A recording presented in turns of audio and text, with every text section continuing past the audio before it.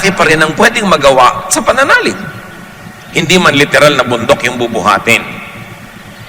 Paano kung literal pala ang ibig sabihin ni Jesus dito?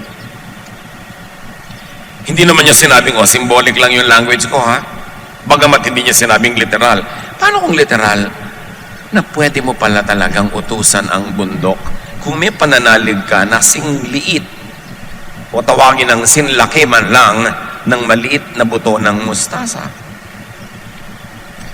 At pinatunayan ni Jesus na marami siyang sinabing literal. May binuhay talaga siyang patay. May pinalakad talaga siyang lumpo. May binigyan siya ng paningin na bulag, literal. Pero meron ding symbolic. Yung mga namulat ang isip, bulag na nagkaroon ng paningin. Alin man ang tinutukoy ni Jesus, symbolic man o literal na kahulugan na pwede mong utusan ng bundok kung meron ka lang kaprasong pananalig, malaki ang mensahe nito para sa atin. Sabi niya, dahil maliit ang inyong pananampalataya, maliit ang inyong pag-iisip, maliit ang inyong utak, konti lang ang laman. Pero kung nilaki-lakihan nyo yung utak nyo na yan, dinamit-damihan nyo ng laman, kaya nyo sanang gawin, yung ngayon ay hindi nyo magawa. Pag nililitan ng utak, mag-aral ka anak, ay nakakatakot, hindi po ako marunong yan, huwag na lang. Magtatrabaho na lang ako agad para kumita ako. Okay, nagtrabaho agad, kumita, pero 50 taon man siya magtrabaho, hindi man lang siya makakabili ng isang motorsiklong cash. Kasi, nilimitahan na niya ang pwede niyang gawin sa madali, sa konti. Kasi hindi siya nanalig na pwede niyang magawa. Lahat ng mga mahihirap, maralita, na nakaalpas, nakawala, nakalampas sa kahirapan, nanalig muna na pwedeng mangyari yon. Ang mga hindi nakakalampas sa kahirapan, sa kaliitan ng mundo, ay yung nagsasabing, hindi pwede yan. Wala tayong magagawa. Ganyan lang talaga yan. Pagka ganun ang pananaw mo, ikaw yung walang pananalig, sabi ni Jesus, huwag kang umasa na may mangyayari sa buhay mo. Ang liit-liit ng pananalig mo Kasi ine-expect mo, lalaki yung mundo mo. Sabi niya, ang liit ng inyong pananalig. You have very little faith. Now, faith moves the hand of God. So kung malaki yung faith mo, wala ka mang kayang gawin sa iyong sarili, pwede magkaroon ng miracle. Because faith moves the hand of God. So you see, kung sa loob ng isip mo ay meron kang pananalig, may kapangyarihan ka, kasi pwede mo ngayong palakarin ang kamay ng Diyos para gawin ang hinihingi mo dahil naniniwala ka. Sabi niya, ask and you will receive. Ngayon, ipagpalagay na yung faith is not asking for a miracle. What else can faith do? Faith moves the believer into action. Pag nananalig ako na matatapos ang aking pag-aaral, kahit ang hirap-hirap namin, mag-e-enroll ako ngayong SEM, kahit wala ako nakikita magiging baon ko, wala ako nakikita magiging pambili ko ng mga project materials, meron akong faith, it will move into action. And action, practical, moves into growth. So, nung bayaran na ng first exams, biglang may nahiraman ako, o may nagbigay sa akin, o kumita ako, at naniwala akong tama yung ginawa ko, nag-enroll ako. And that gives me growth. Lumalaki ang aking mundo, lumalaki ang pananalig ko. Dahil nanalig ako sa konti, napatunayan kung pwede mangyari, ngayon kaya ko nang manalig sa mas malaki-laki. At dahil kaya ko nang manalig sa mas malaki, this faith moves to enablement. Nagkakaroon ako ng kapangyarihan. And of course, enablement, when continuously repeated, leads to accomplishment. And in that case, natapos mo ang kurso mo, natural cause. Hindi miracle. So, dalawa ang pwede mangyari sa isang taong may pananalig. Maghimala ang Diyos, o kaya ay dahil sa pananalig mo, marami kang ginawang tama, nagkadugtong-dugtong ang ending, nangyari din yung gusto mong mangyari, na walang himala. Hindi mo naman kailangan lagi naghimala. Kasi merong natural power na ibinibigay ang Diyos sa iyo at sa mga tao na kapaligid sa iyo para katulungan, para yung kailangan pa ng himala ay magawa rin kahit walang himala. At yung paggawa ng walang himala ay isa ring himala. Kasi biruin mo, dati hindi ka naniniwalang mangyayari yun, tapos nangyari, di, himala rin yun. Kaya lang, merong practical, scientific explanation kung paano nangyari. Mark 10:27. Tiningnan sila ni Jesus at sinabi sa kanila, hindi ito kayang gawin ng tao. Ngunit hindi ito imposible sa Diyos.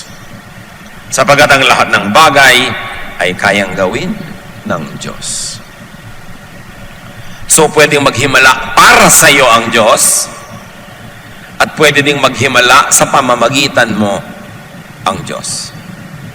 Na may nangyari na wala kang participation, himala yun, pero mas madalas may nangyayari, ginagawa ng Diyos sa pamamagitan ng iyong pagsunod, ng iyong pananalig, ng iyong disiplina sa sarili, ng iyong pagsisikap. Himala rin yun. Kasi Diyos din ang pinagmulan, pero dumaan sa'yo. Yung na-bypass ka, miracle ang tawag doon. Both cases, works of God. 2 Chronicles 15:7. Magpakatatag kayo at huwag masiraan ang loob. Gagantimpalaan kayo dahil sa inyong mga ginagawa. Nakita ninyo? Dahil sa inyong mga ginagawa. Ang hirap-hirap po namin, paano po kaya kami aahon? Dapat may gawin ka. Kasi yung pag-ahon mo sa hirap, gantimpala. Dahil sa iyong ginagawa. Ngayon, yung walang ginagawa, huwag kang mag-umasa na may mangyayari sa buhay mo. Hindi ka naman paghihimalaan nun. Ang himala nga dahil sa sobrang faith. Yung walang ginagawa, walang faith yun.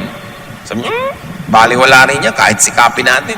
Kahit anong gawin natin, mahirap pa rin tayo. So wala na lang tayong gagawin. Hindi na magbabago ang mundo, ganyan na lang talaga yan. Wala talaga mangyayari. Galatians 6:9, huwag tayong mapagod sa paggawa ng mabuti. Sapagkat pagdating sa takdang panahon, tayo ay aani kung hindi tayo susuko. Sinong umaani? Yung hindi sumusuko. Sino hindi sumusuko? Yung may pananalig na ang ginagawa niya ay may mabuting pupuntahan. So, kilalanin, takasan, wakasan yung kulungan na it can't be done. Gaano karami sa mga gusto niyong gawin sa buhay ang hindi niyo na ginagawa dahil sinasabi niyo imposible, it can't be done, hindi talaga mangyayari. Ang pasimula ng pangyayari noon ay yung maniwala kang pwede, tapos gagawin mo ang lahat, hindi ka susuko hanggang hindi natutupad yung gusto mo mangyari. So merong interaction, may participation, may correspondence, ang langit at ang lupa, ang Diyos at ang tao sa paggawa ng mga dakilang bagay. Another mental prison, it must not be done. Yung isa hindi pwedeng gawin, meron namang kulungan, hindi dapat gawin. Nanay, mamimili na po ba ako ng ititinda nating puto bongbong? Hindi Pasko, hindi dapat gawin. Meron ako laging pinapabilhan ng puto bongbong sa Taguig. Pag nagpapabili ko ng Enero, wala na kasi hindi na Pasko. Bumibili pa ako. Hindi dapat. Pang Pasko lang ang puto bongbong. Pero yung kulungan ng utak yon. Sa Japan, hindi kayo makakakain ng sukiyaki pag hindi winter. Kasi nakakulong ang utak nila, sukiyaki is winter food. Dito sa Pilipinas, kahit tagaraw, makakakain ka. Kasi hindi tayo nadamay sa kulungan ng utak ng mga Hapon tungkol sa sukiyaki. Ano mga kulungan ng utak nyo na hindi dapat gawin? Kumain po tayo ng sotanghon. Walang lamay. Hindi pwede. Panglamay yan. Kulungan. Sino naglagay ng kulungan na yon? Lola mo siguro, kung sino man, tapos minana mo. Yung mga kulungan na it cannot be done is out of fear. Out of ignorance. Meron isang restaurant ng tindahan ng pagkain ng manok dyan sa corner EDSA and Crossing sa Mandaluyong. Air condition. Ang ganda-ganda. Mura lang yung pagkain. Walang pumapasok. Nanay, kain po tayo doon. Hindi pwede, mahal yan. Bakit yung po na lamang mahal? Kita mo aircon. Dahil yan, magaganda yung mga plato. Nakahalata yung tindahan, walang pumapasok. Tinanggal niya yung aircon, pasok lahat ng alikabok, usok, ang daming kumain. Same price. Yung mga it must not be done, bawal. Yung mga tao, pag may nakita magandang lobby, magandang lugar, magandang tindahan, pasok tayo, baka bawal, nakatsinelas lang tayo. Diba?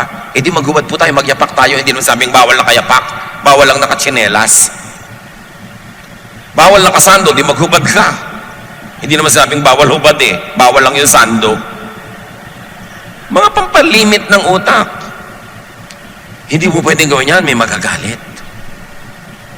Merong maganda, gusto mong tingnan na display, baka magalit yung tindera. Mukhang mahal, huwag tayong pumasok. Meron, huy, lapitan mo na yung nasa information, mukhang suplado, huwag na lang. Yung, hindi naman niya sasayang, suplado ako, huwag kang lalapit sa akin. Pero ikaw na yung nag-isip, ikaw ang nagkulong sa utak mo, nagtali sa kamay mo, kaya kaalipin. Kasi nakakulong ang utak mo, at ikaw ang nagkukulong, walang iba. Pag nakakita yung mga tao ng mga carpet na pulang maganda, ayaw tapakan, baka pang mayaman.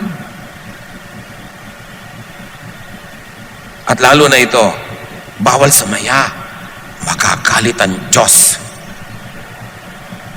Ang dami-daming kasiyahan na hindi ginagawa ng tao dahil baka magalit ang Diyos.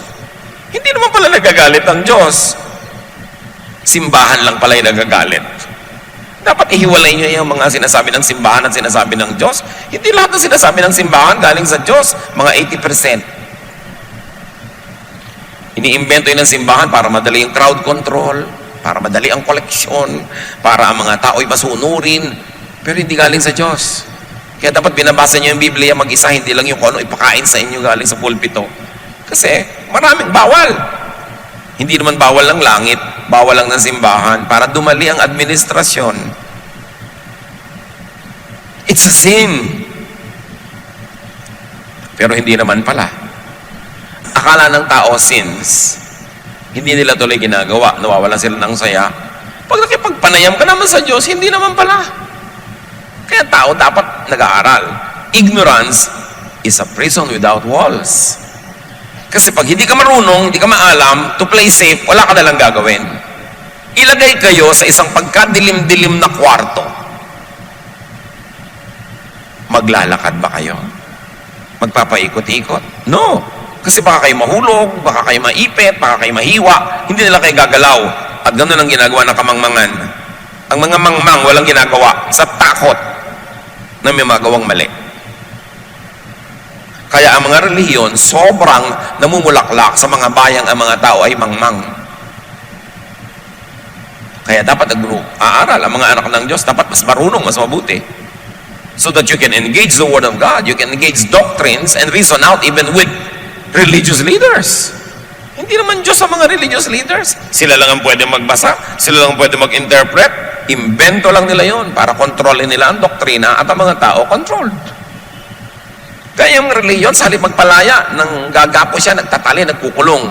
Pag hindi, enlightened ang pangangaral. Matthew 12:11 to 12. Ang mga tao sa Israel, walang gagawin pag Sabath.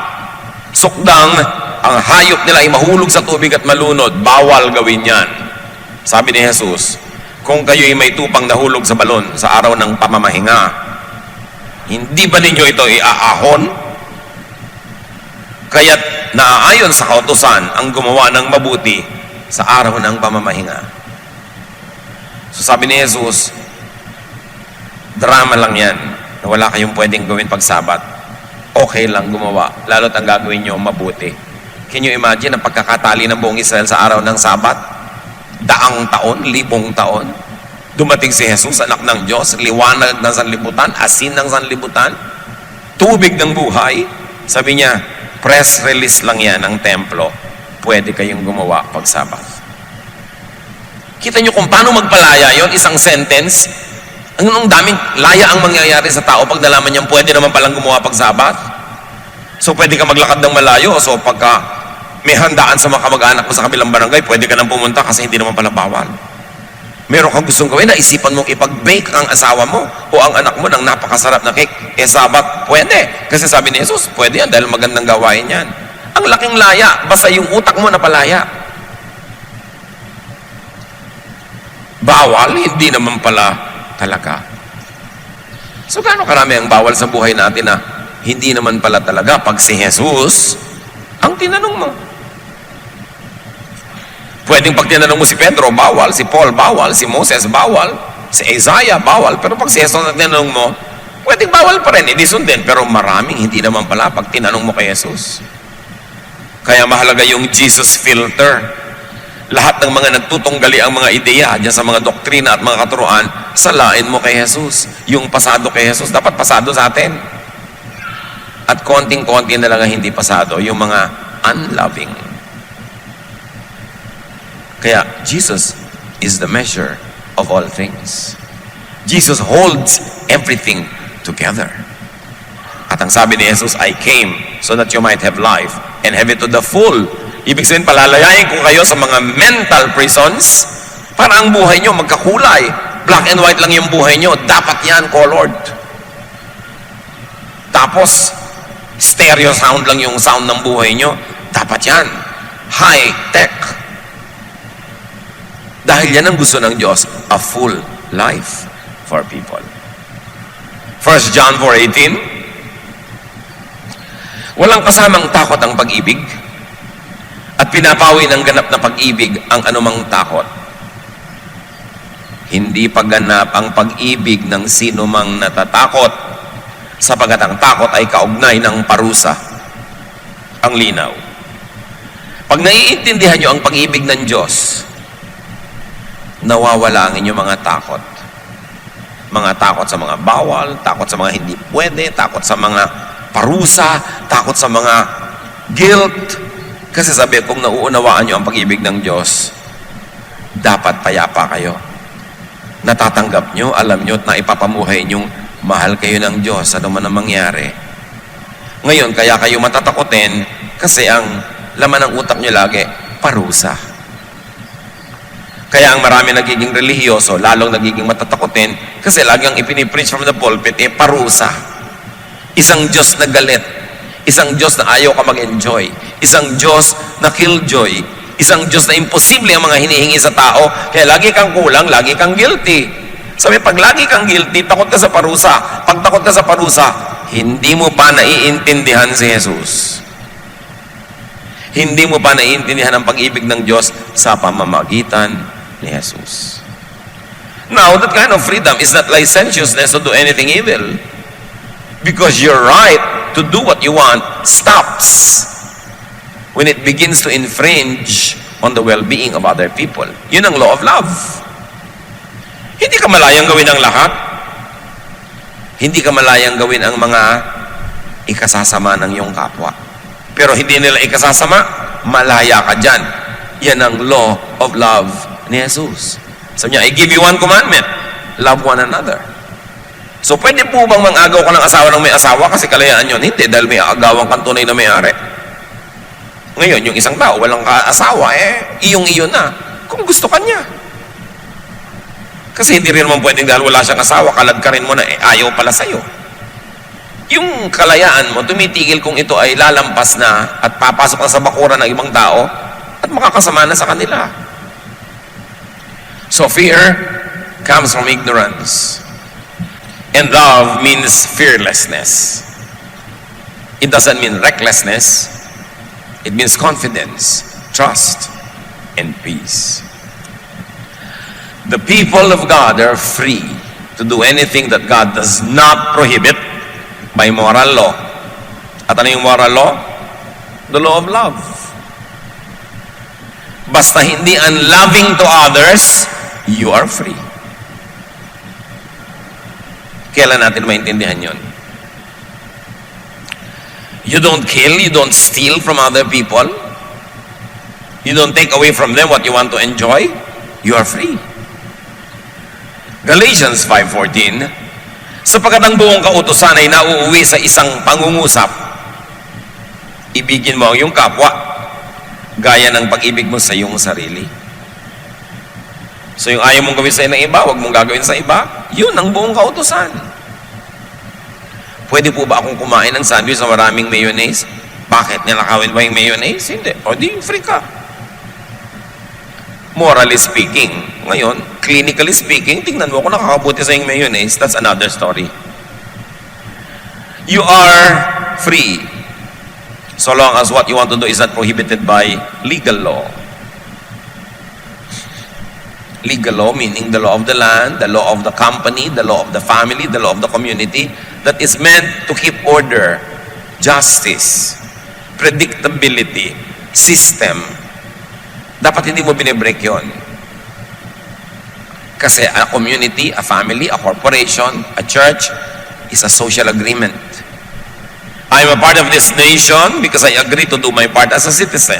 I am a part of this family, of this community, of this church because I agree to do the parts of responsible members so that there will be harmonious relationship and there will be a way to address grievance and there will be a way to solve problems in a decent, least damaging way. Kaya may pananagutan tayo sa ganung mga bagay. The people of God are free to do anything that is not prohibited by God's natural law. And I want you, church, to understand this very well. Natural law could be the purest law of God that is known to man.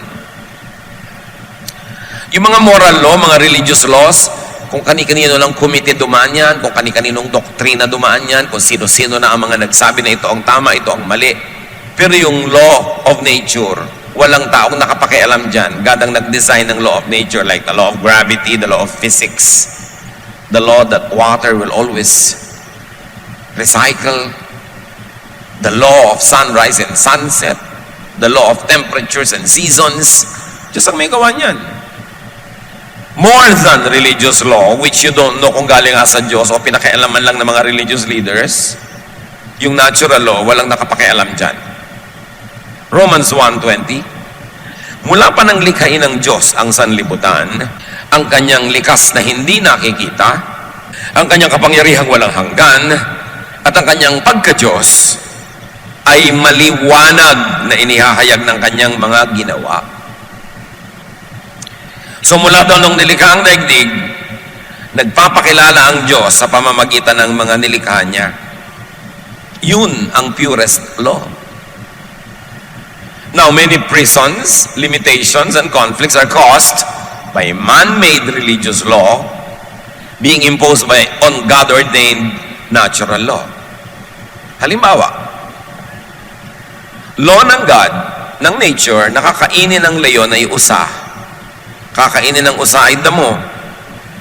Eh kung nagkaroon ng religious membership yung leon at sa sekta niya, bawal kumain ng karne, anong gagawin ng leon? Pinagbabawalan na siya ngayong maging leon. Lahat ng kakainin niya ngayong bawal, puro siya guilt. Tapos itinitinda ng religion niya yung salvation, dahil guilty siya, bibilin na niya. Pero hindi mo pala siya dapat guilty kasi leon nga siya. Ngayon yung usapin, nagbawalan ng religion niya na kumain ng damo. Eh di lagi siyang guilty. Kasi kahit ano mangyari, pag walang nakatingin, kakagatin niya yung damo, kakainin niya. Kasi yun ang gusto niyang kainin. Yun ang likas. Ganon siya ginawa. Now, the demonization by religion of natural human feelings of the physical world makes so many people feel guilty.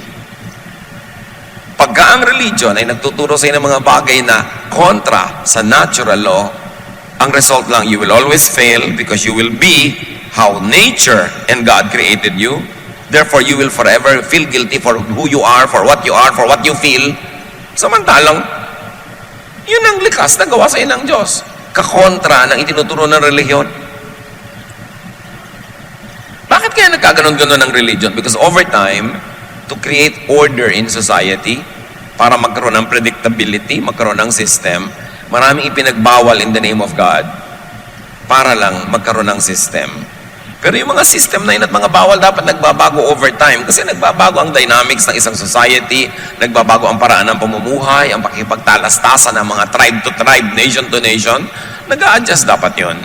Kasi mga bawal ng tribal level ang iyong civilization, naiiba na dapat kung cosmopolitan level na yung civilization. At kahit sa Bible, ang daming ganun. Nung araw, yung mga patriarchs allowed na maraming asawa. Nung New Testament, isa na lang. Nagbabago, nag-a-adjust sa mga katotohanan ng buhay. But religion thrives on conservatism. Kaya yung mga bawal 2,000 years ago, ipagbabawal pa rin sa iyo ngayon, ibang-iba na yung reality, you always end up guilty.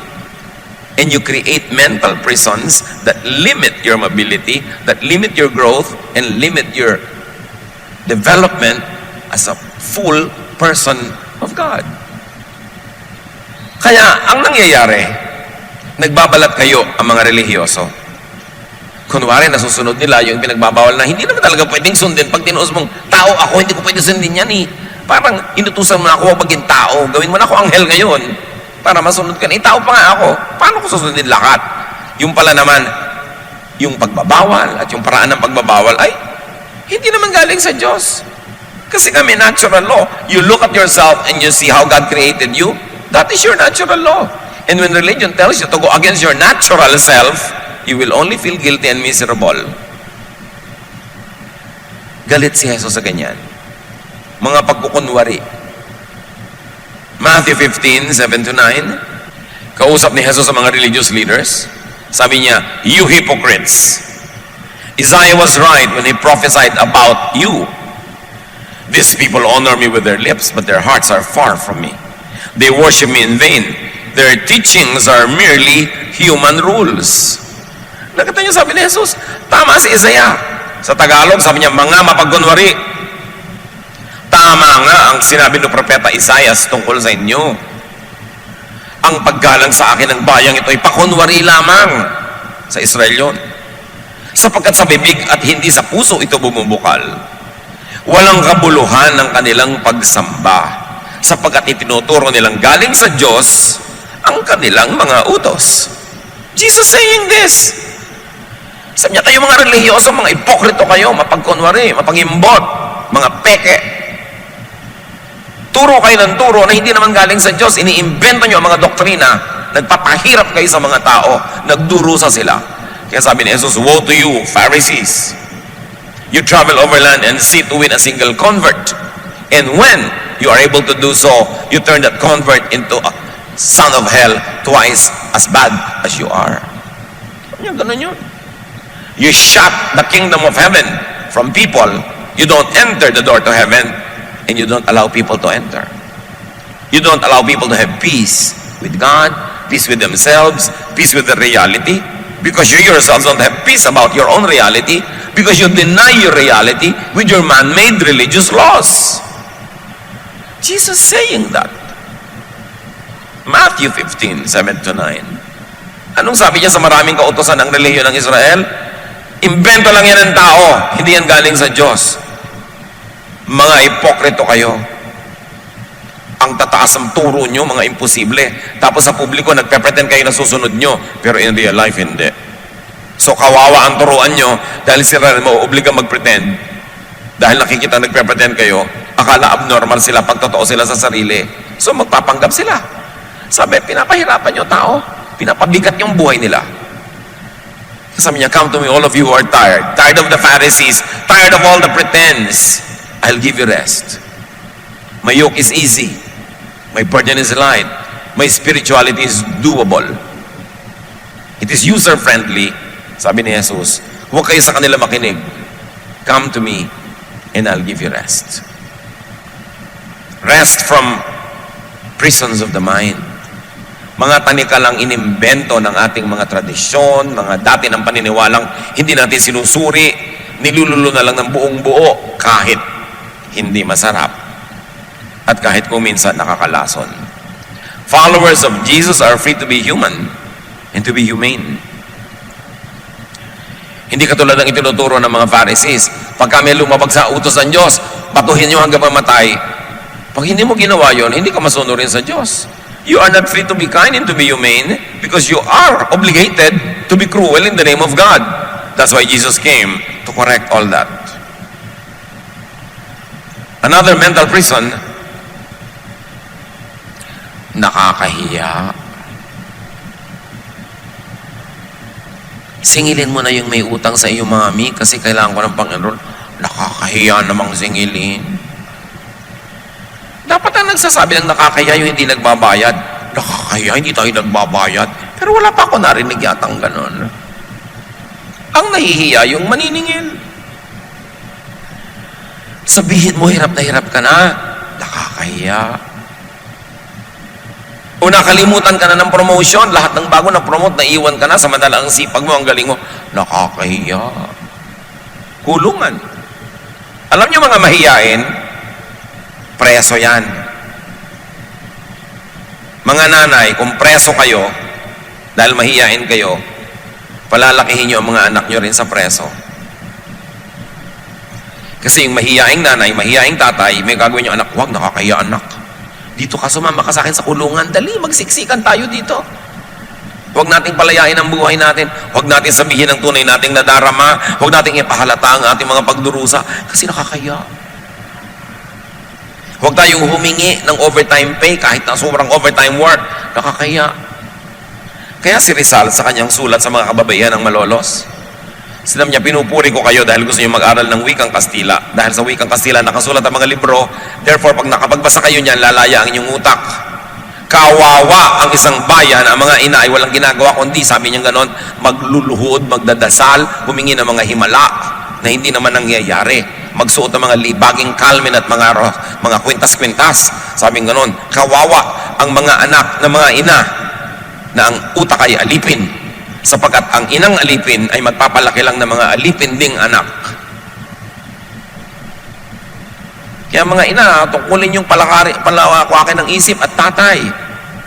Kasi pag maliit ang utak ng magulang, eh dililitin ang utak ng anak. Liban na lang kumawala sila at gumawa ng paraan na matuto sa iba. Kaya mga alipin, nagpapalaki ng aliping anak. Ang mga dusta, nagpapalaki ng dustang anak. Because you produce your own kind. Kaya pag kami mga gusto na mag-asawa, hindi mo lang itatanong, may trabaho ka na ba? May hanap buhay ka na ba? Kundi, ang utak mo ba lumalaki? Rumurunong, dumadami ang laman. Bakit mo po kailangan pa yung utak? Magkakaanak ka eh. Eh kung maliit ang utak mo, di yung anak mo liliit din ang utak kasi papalakihin mo sa kulungan. Papalakihin mo sa kamangmangan, papalakihin mo sa dilim. So alipin yung lolo mo noon, alipin ka ngayon, ang magiging anak mo, next generation ang alipin. Bakit ka pa mag-aanak kung magpapaanak ka lang ng alipin? Kawawa. Kaya dapat, responsibilidad ng mga magkakaroon ng anak, magpakatalino, magpakarunong, nang may maituro man lang kayo sa anak nyo, kahit man lang spelling ng Czechoslovakia. Eh kung yun lang dog, hindi nyo ma-spell, paano kayo magpapalaki ng mga anak na malaya? May pananagutan ng pagiging magulang. Hindi yung mahiyain kayo, torpe kayo, kaya hindi bali ng kawawa kayo. May pananagutan ka. At hindi lahat ng nakakahiya ay mali na nga. Hindi katangayan ang pagiging mahiyain. Ito isang napakalaking kapintasan. Ngayon, huwag naman kapala ng mukha, iba naman yun. Yung tama lang, yung sabi nga nila, sakto lang. Pero huwag kang laging nahihiya. Inaalok kang kumain, busog po ako, pero yung pala kinakain na ng large intestine mo, yung small intestines mo, tas busog po ako. Nahihiya kang kumain, inaalok ka nga. At marami pa, papakainin mo, hindi uubusin. Parang sayang. Ba't di mo inubos? Baka mapagkamala kami ang patay gutom. Eh, hindi nga ba? Kainin mo na lahat. Ganon din yun. Magsasayang ka pa dyan dahil nahihiya ka. Ang dami-daming arte ng mga mangmang na dapat hindi ganon. Kung matuturuan lang, kung matatapunan ang liwanag ang madidilim nilang isip, sila ang makikinabang. Dapat nag-aaral, nag-observe. Hindi dapat mahiyain. Hindi torpe. Hindi yung lagi ka nalang lugi. Yung pag kami 10 tao na nag-agawan sa 9 na pakwan, isa lang ang hindi magkakaroon, ikaw yun. Talo lagi pag mahiyain. Nasa tapatan niya, ayaw pa niyang agawin kasi parang gustong agawin ng katabi niya. May magulang ba kayong ganyan? Di ba lagi kayong lugi? Lagi kayo walang kakainin, kayo walang pera, kasi mahiyain. 2 Timothy 1:7, sapagkat ang espiritong ibinigay sa atin ng Diyos ay hindi espiritu ng kahinaan ng loob, kundi espiritu ng kapangyarihan, pag-ibig, at pagpipigil sa sarili. So you see, may pagpipigil din sa sarili kahit malakas ang loob. Ibig sabihin, hindi ka naman yung recklessly shameless. Pero pag kailangan gagawin, pag kailangan sumagot, sumasagot. Basta't polite. Ang mga bata, turuan yung sumasagot sa magulang. Basta polite. Hindi, huwag ka sasagot, huwag ka sasagot. Pinalaki mo hindi sumasagot. Kaya nung malaki, nire-rape na ng iba, hindi pa rin sumasagot. Ginagahasa na, pakiusap po sana. Kung inyo pong mamarapatin. Dahil pinalaki mong mangmang at dungo. Pagka dapat lumalampas na sa dapat na hindi lampasan, tumatapang na dapat ang anak nyo. Kaya maraming batang naabuso ng iba. Kasi sobrang natin pinalaki sa po at opo. Halika anak, alipinin kita, opo. Hindi lahat ng sagot dapat opo. Meron dapat sagot na, hindi po. Ayoko po. Pwede dapat yun. Turuan yung mga bata ng ganun. Huwag kayong magpalaki ng mga alipin. Kawawa sila. At kung sa pagsagot sa magulang, pwede mong bigyan ng mga anak na, anak, pag sinabi ko sa iyo, na pupunta tayo sa lamay ng tiya mo, hindi kita tinatanong kung gusto mong sumama. Sinasabi kong pupunta tayo. It's a command. You say yes. Pero pag tinanong kitang, gusto mo bang sumama sa lamay ng ninang mo? Ibig sabihin, option ka to say no. Kaya mo sa pagpapalaki ng mga bata, mga kapatid, may mga tanong kayo, may mga ipapagawa kayong alam nilang may option to say no. Para nakakapag-practice sila mag-no. At meron mga hindi pwedeng mag-no, huwag yung tanungin. Utusan nyo. At alam nila yon na may inuutos kasi kailangan, meron namang binibigyan sila ng laya na tumanggi dahil pwede naman. At pag ganun, hindi naman sila magiging rebellious. But you've got to give kids options. And the option to say no must be taught at home. Kasi sa school nga, hindi ka na pwede mag-no. Lalo mga religious schools. Halos sa mga graduate, mga robots. Kaya lagi sabi, gusto ko pong ipasok ang anak ko sa isang religious school. Ito, yakin mo na progressive yung approach. Kasi maraming religious school ang graduate robot. Pagkatapos, pag valedictorian ka, kahit hindi religious school, usually, pag nag-reunion kayo 20 years ago, hindi ikaw yung mayaman. Hindi ikaw yung maraming nagawa. Kasi sa schools natin, alam niyo kung sino yung honor lagi? Kung sino yung lagi may medalya? Ano ba mga award? Most courteous. Diba? Most polite. Yung most punctual. Most obedient. Most cooperative. In other words, yung pinakamadaling kontrolin at pasunurin, yun ang may award. Sa tunay na buhay, hindi yun ang makaka-accomplish sa maraming bagay. Yung mga creative, yung mga lumalabas sa kahon, yung nag-iisip ng kung ano-anong mga kababalaghan. Yun actually, mga nakakagawa ng maraming mga accomplishments sa buhay. Kaya usually, sa mga batch nyo sa high school, batch nyo sa college, 20 years later, ang nagyamanan, ang nagkaroon ng maraming mga nagawa, hindi yung mga honor. May mga honor din, may mga nagawa. Nakakatanggap sila ng employee award, 20 years loyalty to the company. Walang absent, walang late. Ganun mga klaseng mga honor. Pero don't expect them na may naiimbentong iba, may nagkagawang sistemang iba. Usually, ang nakakagawa na yung mga pala absent, yung mga bagsak-bagsak. Hindi ko naman sinabi magpakabagsak-bagsak kayo dyan. Pero ang sinasabi ko, ang nire-recognize lagi ng relihiyon, ng eskwelahan, ng society, yung madaling kontrolin, yung robot. So, hindi lahat ng award na ibinibigay ng lipunan, yun na nga ang tamang dapat ibigay. Dapat may award for creativity, for standing out of line, for getting out of the box. Kasi yun ang makaka-accomplish ng maraming bagay. Meanwhile, dapat mga 3% lang lipunan yun. Yung 97 dapat talaga cooperative, punctual, kasi para umandar ang lipunan. May system. Pero huwag niyong pagpakamatayan na yung mga anak niyo lagi maging honor. Kasi honor for what? Siyempre, accomplishment naman sa tunay na buhay. Di ba ang dapat punctual yung mga empleyadong karaniwan, hindi yung mga tunay na may mga decision makers.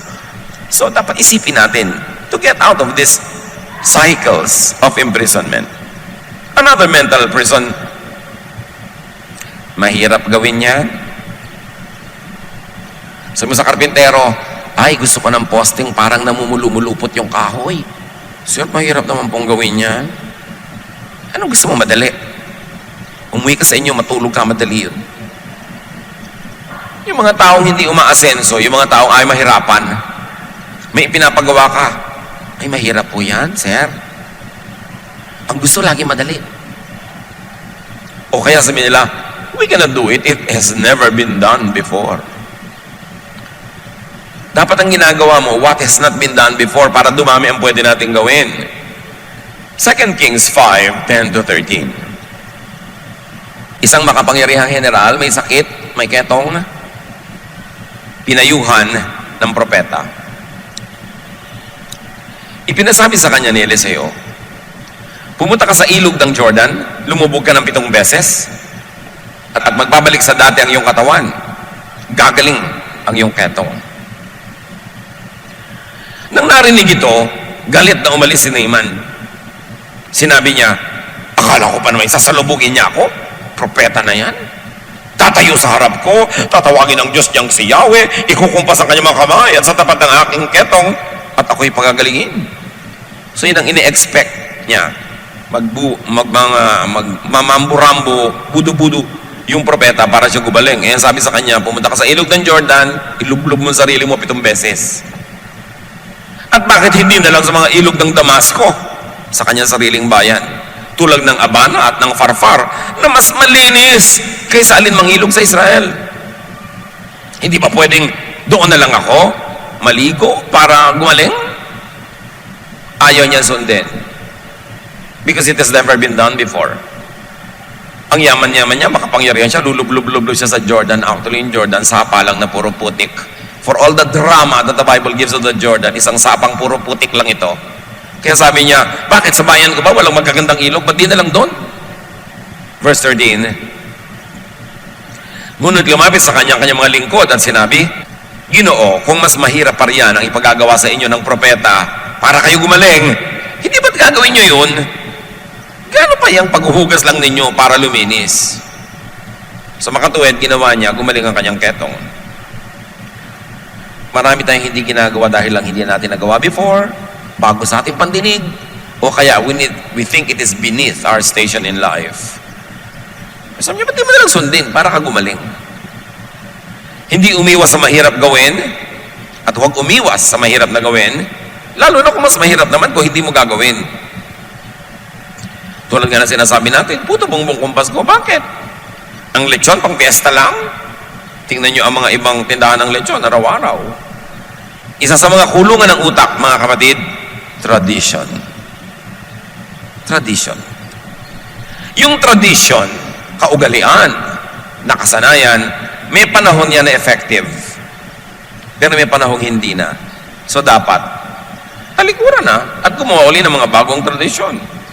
At any given time, a social norm is in a stage of being recessive, dominant, or emergent. Laging merong namamayani, nangingibabaw, at laging may pinalitan nyo na papalubog, at merong laging papasikat, emergent.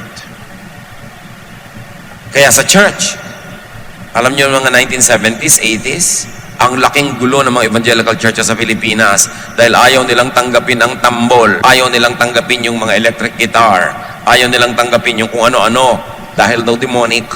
May mga churches na nag-split, nagkagulo-gulo dahil sa praise and worship. Why? Sabi nila, gusto namin classical music sa church. Ayaw namin ng pop.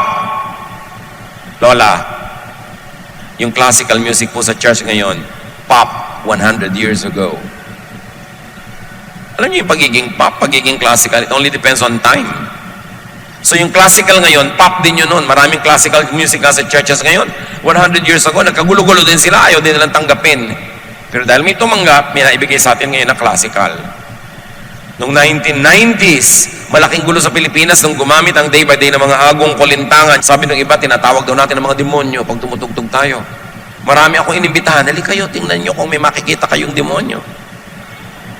Nagdatingan yung iba, wala naman, o sige lumabas na kayo kasi mula nang dumating kayo, nagkaroon. So, ano yon? Dahil lang hindi nakasanayan. Dapat kahit hindi mo nakasanayan, bigyan mo ng chance. Kasi lahat ng luma ngayon, bago yun dati. Nagkaroon lang ng chance na lumuma. Mga kulungan ng isip formula, mga recipe. Well, yung recipe para may puntahan naman ang iniisip mo kung hindi mo alam gawin. Pero kung marunong ka na, pwede mo na i-break yan. Umimbento ka na ng iba. Talaga ba? Ang pwede lang na gamitin na suka sa yung adobo, yung ganitong suka, hindi pwedeng iba. Formula. People always ask, why? The people of God who will be free, we should always say, why not? Isa bang mental prison? Huwag na nga lang nahirapan, di na lang tinuloy. Pag nahirapan, nasiraan ng loob, atras. Pag nabigo sa una, suko. Pag nasaktan sa simula, dala mode. Pag hindi nakuha ang gusto, sour grapes. Itinanong ko sa mga followers ko sa Facebook kung sino nakakaalam kung bakit sour grapes. Ang konti. So kinailangan ko ipaliwanag. According to kwento, merong isang bear na may nagustuhan siyang grape, kaya lang mataas yung baging. Sabi niya, mukhang tamis, mukhang sarap. At inaabot-abot niya, palibas at bear siya, ang bigat-bigat niya, hindi niya malundag, hindi niya maabot. So sabi niya, sour grapes naman yan eh. So umalis na lang siya. Pag hindi mo magawit, wala namang kwenta yun. Kaya yung maraming gustong yumaman na hindi yumaman, walang kwentang yumaman. Bakit nasubukan mo na ba? Hindi pa. Hindi, sour grapes yan. Walang kwentang sumikat, gugulo lang ang buhay. Bakit yung pang lubog, hindi magulo buhay? Sour grapes. Hindi mo makuha, mamaliitin mo na lang. Kaya yung mga magulang ng mga hindi honor, lagi minamaliit yung mga honor. Honor naman yung anak niya, pero hindi naman kagandahan. Hindi niya naman sinasabi na may hugot, no? Yung lang, sinasour grape mo, binabaliwala mo yung accomplishment kasi hindi mo kaya. Pero dapat, no, don't give up. 2 Corinthians 4:16, kaya't hindi kami nasisiraan ng loob. Dapat buolob mo para may mangyari. Makawala ka doon sa kulungan ng sirang loob. Proverbs 24:16, for though the righteous fall 7 times, they rise again. Nadapa ka, bangon. Nadapa ka ulit, bangon. Nadapa ka, bangon ng bangon. Kesa naman, 5 taon ka nakadapa sa takot mong madapa ulit. Bangon ng bangon. Nung araw, nung uso pa yung sweepstakes ticket, at marami sa inyong umabot dito, bumibili ng tagumpay sweepstakes. Lalo't sa Quiapo. Sa likod niyan may nakatatak. Ang nagwawagi ay di umaayaw. At ang umaayaw ay di nagwawagi. Remember? So ganun daw, ang umaayaw, hindi nagwawagi. Huwag ayaw ng ayaw. Keep pursuing your dreams. Kung mawala sa mga taling wala naman doon, invento mo lang, inilagay lang doon ang guni-guni mo. Kung mawala sa mga kulungang wala naman pader, ikaw lang ang nagkukulong sa iyong sarili. Luke 4:18, ang Espiritu ng Panginoon ay sumasa akin sapagkat hinirang niya ako upang ipangaral sa mga mahihirap ang magandang balita. Isinugo niya ako upang ipahayag sa mga bihag na sila'y lalaya. Maraming bihag at maraming kalayaan ang pinag-uusapan dito. Mainly spiritual. And then, mental. Tulad ng pinag-uusapan nating mental prisons. Isinugo si Jesus para palayain ang mga tao sa mga kulungang ito na bumabawa sa ating katuturan, sa ating halaga, sa ating saya, sa ating ginhawa. Mga drawing, religious, social, and mental prisons. Yung mga, bakit nakadress ka tapos rubber shoes, hindi pwede yan. O di ba ngayon? O pwede na, ang daming ganon. Pero for the longest time, dapat pag nakadress ka, pumps or heels. Hindi pwede ganyang suot. Bakit? Ba't hindi pwede? Sinong may sabi? Bakit hindi pwede? Diyos ba may sabi nun? Palayain ang sarili. Dati hindi pwede gupit na hindi pantay-pantay. Sabi mo, mapagkamalan tayong may sira. Bakit ang buhok natin? Ngayon, uy, pantay na pantay ang gupit mo ha, baka mapagkamalan ka may sira. Dapat bakit, tabi-tabingi. Yung laylayan ng damit mo, dapat tabi-tabingi, parang bulagan tumahi. O, di ba gano'n lang ngayon, tabi-tabingi, kung ano-ano mga, samantalang dati, walang magsusuot na matinong tao. Mapagkakamalang ka, nag-iiba-iba. You always say, why not? Trip ko eh. Walang basagan ng trip. Basta